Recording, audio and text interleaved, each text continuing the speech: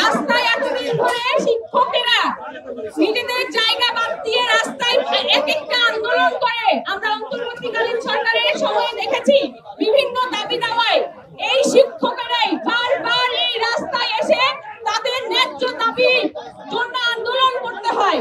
এই দেশে আমাদের সবথেকে সম্মানীয় অবস্থানে থাকার কথা শিক্ষকদের, কারণ একটি জাতির মেরুদণ্ড হিসেবে শিক্ষকেরা সবথেকে বড় ভূমিকা পালন করে একটি জাতি গঠনের জন্য।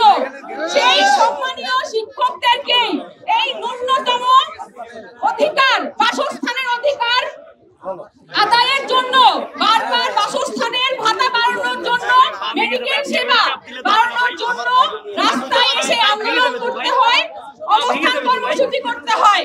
অথচ দেখা যায় বিভিন্ন দুর্নীতির এতদিন ধরে যে চলে আসছে তার এখন পর্যন্ত কোনো বিচার অন্তর্বর্তীকালীন সরকার করতে পারে নাই।